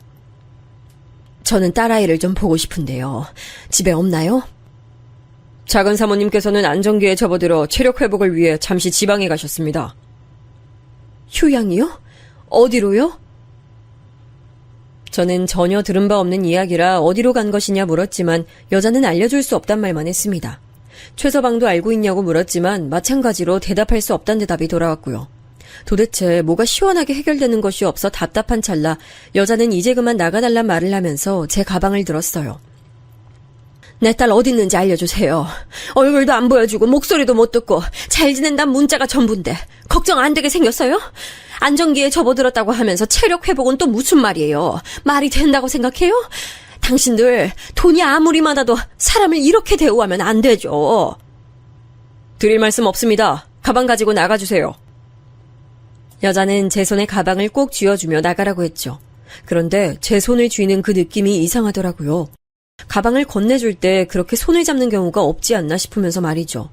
여자는 제 눈을 똑바로 바라보더니 가방 잘 챙겨가란 말을 남기곤 저를 밖으로 쫓아냈죠. 친구는 어떻게 됐냐 물었지만 저는 대답 대신 가방을 열었습니다. 그 안엔 못 보던 종이봉투가 들어있었어요. 그 속엔 짧은 쪽지와 함께 USB가 들어있었습니다. 딸을 구하셔야 합니다. 지하실. 급하게 휘갈겨 쓴 메시지에 저는 심장이 떨어져 내리는 기분이었습니다. 지하실이라니 딸을 구하라는 말은 또 무슨 말인가 싶었죠. 저는 떨리는 손으로 USB를 연결해 내용물을 확인했습니다. CCTV 화면이 뜨더니 곧 최서방이 보였어요. 소리는 담겨있지 않았지만 최서방이 어디론가 향해 소리를 지르고 있었습니다. 화면 한쪽에서 딸아이 모습이 보였습니다. 그때보다 더 살이 빠져 보였고 배가 살짝 불러있었어요. 그때였어요. 갑자기 최서방이 성큼성큼 딸아이에게 다가가더니 다짜고짜 딸아이의 머리채를 붙들고는 사정없이 뺨을 때렸죠. 저는 너무 놀라 소리도 지르지 못하고 입을 틀어막았습니다. 몇 번이나 딸아이를 때리더니 이젠 어디론가 딸아이를 끌고 가더라고요. 딸아이는 끌려가면서도 배를 어떻게든 보호하려고 감싸쥐고 있었고요. 영상은 그렇게 끝이 났지만 저와 친구는 한마디도 하지 못했습니다. 머리로는 당장 집으로 쳐들어가 딸아이를 데리고 나와야 한다 했지만 손끝 하나도 움직일 수 없었죠. 때리는 사람도 맞는 사람도 이번이 처음은 아닌 게 분명했습니다. 야, 정신 차려. 지금 네가 멍하게 있을 때야? 당장 경찰 불러야지. 야! 저는 친구의 외침에 겨우 정신 차렸습니다. 제가 떨리는 손으로 핸드폰도 제대로 꺼내질 못하자 친구는 저를 대신해 경찰에 신고까지 마쳤죠. 저는 아들에게도 전화를 걸어 사정 얘기를 했습니다. 아들은 당장 주소를 남겨달라고 하곤 제게 경찰이 올 때까지 절대 먼저 들어가면 안 된다 하더군요. 곧 경찰이 도착하고 저는 제가 본 영상을 그대로 보여줬습니다. 경찰도 깜짝 놀란 얼굴을 하더니 바로 119와 지원을 요청하곤 사돈댁으로 향했죠. 경찰은 제게 들어오면 안 된다고 했지만 저는 다 뿌리치고 따라 들어갔습니다. 입구에서부터 실랑이가 벌어지고 있었어요. 경찰의 말에도 그런 일 없다고 말하며 절대 들어오면 안 된다고 사람들이 막아서고 있었죠. 얼마 안 있어 증언된 경찰과 함께 최서방 얼굴도 보였습니다. 오해라고 말하며 집에는 아무도 없다고 말하더라고요. 여기가 어디라고 들어와? 집에 아무도 없다니까? 장모님 진짜 왜 그러세요? 그 사람 별장에서 쉬고 있다니까요. 그 입 다물어. 감히 내 딸을 개패듯이 패? 그것도 네 애를 가진 여자를? 네가 사람 새끼야? 제 외침에 최서방의 얼굴에 표정이 싹 사라지더군요. 진짜 좋게 말할 때 가셔. 앞으로 경찰 생활 편하게 하고 싶으면 그냥 가. 확 서장한테 전화해서 지랄하기 전에. 바뀐 분위기에 경찰들도 무언가 사건이 있다고 생각이 들었는지 제가 보여준 영상을 내밀며 확인하겠다고 말하곤 집으로 들어갔죠. 최서방이 소리를 고래고래 지르며 자신이 누군지 아느냐 외쳤지만 경찰은 빠르게 집을 뒤집었어요. 제게 봉투를 건네줬던 여자와 눈이 마주쳤죠. 그 여자는 찰나였지만 지하실이 있는 방향으로 손가락질을 했죠. 저는 지하실을 외치며 그 여자가 알려준 방향으로 달려갔어요. 경찰은 제가 들어와서는 안 된다고 말하며 저를 붙들었죠. 지하실 보세요. 우리 딸 저기 있다고요. 경찰은 급히 지하실로 내려갔지만 굳게 잠겨 있었어요. 이곳을 열라는 말에 최서방은 창고일 뿐이라고 말하며 완강하게 거절했죠. 그렇게 실랑이를 하고 있는데 다른 곳을 뒤지던 한 경찰이 나타나 식탁 위에 열쇠가 있었다고 하며 지하실로 빠르게 내려갔어요. 그리곤 금방 문을 열고 안으로 들어갔죠. 사람 있습니다. 구급차 불러요. 피를 너무 많이 흘렸어요. 경찰의 외침에 지하실로 내려가려고 했지만 오히려 저를 더 강하게 붙들며 기다려야 한다고 하더군요. 곧 구급대원들이 뛰어내려가더니 들것에 실려 딸아이가 올라왔어요. 여기저기 맞아서 엉망이 된 얼굴과 다리엔 피가 흐르고 있었죠. 숨은 쉬고 있는지 의심이 들 정도의 모습에 저는 이성을 잃고 최서방에게 달려들었죠. 이 짐승 새끼! 너 내 딸한테 무슨 짓을 저지른 거야? 이 노인네가 진짜 거슬리게! 최서방은 손쉽게 저를 바닥으로 내팽개쳤어요. 경찰들은 어이없다는 표정과 함께 최서방을 긴급 체포하겠다며 붙들었어요. 최서방은 그런 경찰들에게까지 주먹을 휘두르며 자기가 누군 줄 알고 몸에 손을 대냐고 소리를 질렀죠.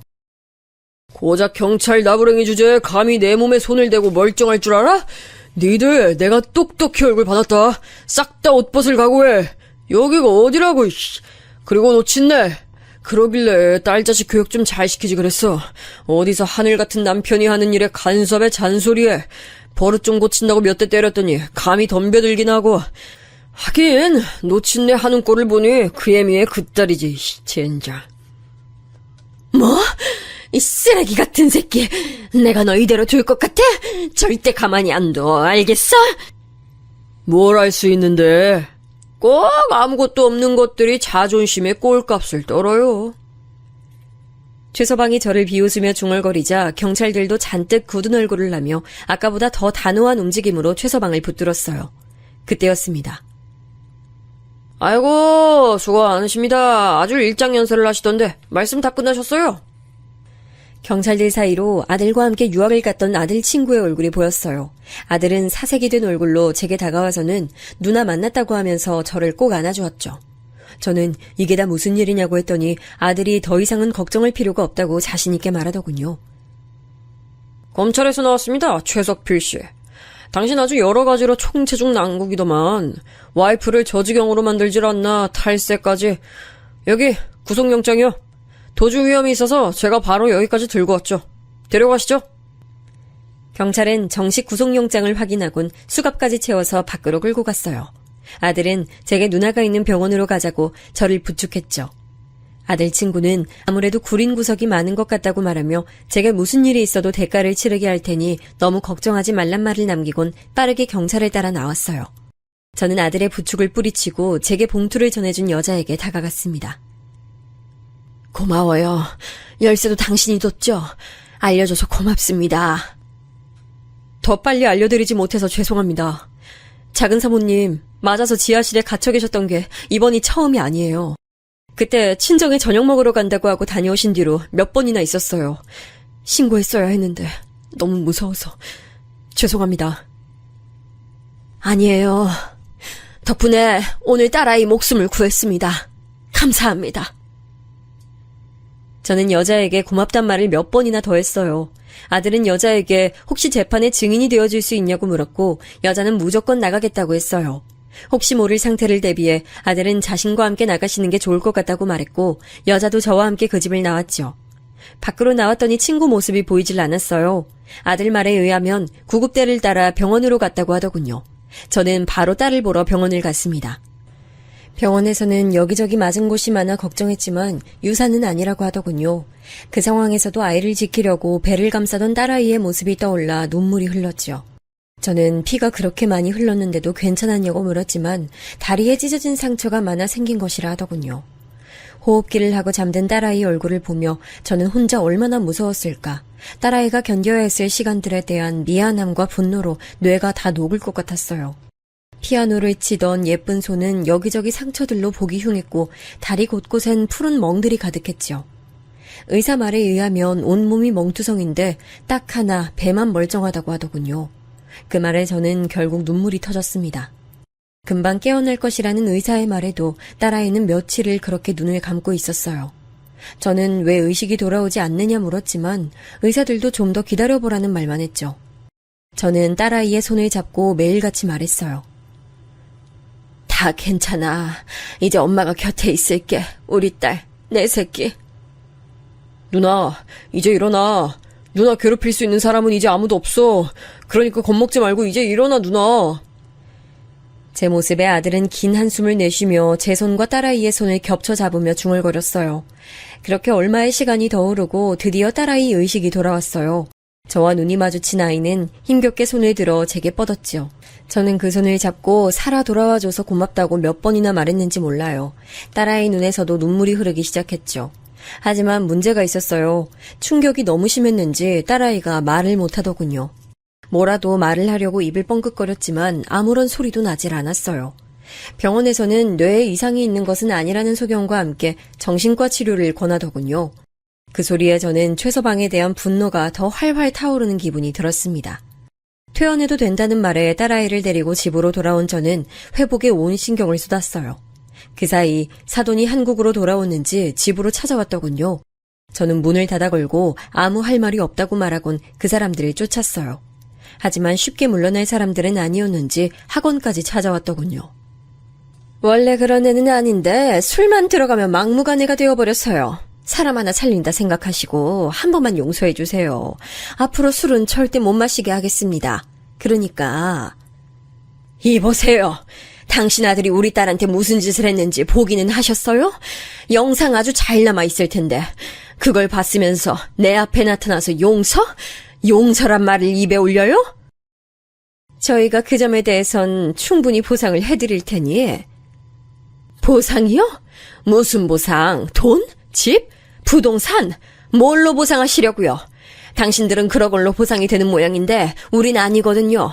당신 아들이 저지른 죄가 그거 하나만은 아니던데.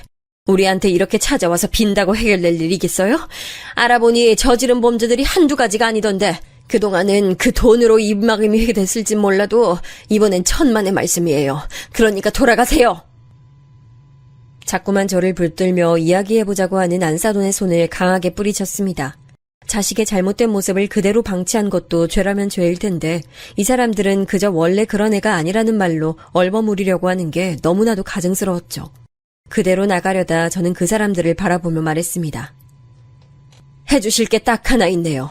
이혼 서류, 친자 포기와 양육 포기 서류. 그것들 보낼 테니 도장 찍으세요. 딸아이한테 미안한 마음이 조금이라도 남아있다면 말이에요. 그걸로 저희 집에 뭔가 바랄 생각은 꿈도 꾸지 마시고요. 그리고 어떤 게 아들을 위한 일인지 생각이라는 것 좀 하고 사세요. 저는 뒤도 돌아보지 않고 카페를 벗어났고 변호사를 통해 그 모든 서류들을 받을 수 있었습니다. 아들 말에 의하면 최서방의 여죄는 파도 끝없이 나왔다고 해요. 주류 밀수는 기본에 마약까지도 얽혀 있었으며 그간 사람을 때리고 합의한 전적이 한두 번이 아니라고 했죠. 이번에는 아무래도 쉽게 나올 수는 없을 것이라는 이야기까지 전해 들은 저는 앞으로 우리 앞에서 특히 우리 딸아이 인생에서 그런 인간을 다시 볼 일은 없었으면 좋겠다고 생각했습니다. 모든 정리가 끝난 지 약 1년이 지났어요. 처음에 말씀드렸듯이 딸아이는 자신을 꼭 닮은 여자아이를 낳았습니다. 어찌나 어릴 적 딸아이 모습과 똑 닮았는지 사진을 나란히 두면 누가 누군지 모를 정도죠. 요즘 저는 언제가 될진 모르지만 예전처럼 다정한 목소리로 딸아이가 저를 불러주길 바라면서 지금의 행복을 위해 최선을 다해 하루를 살아가고 있습니다. 앞으로 우리 가족들에게 더 이상은 고통이 없길 바라면서요.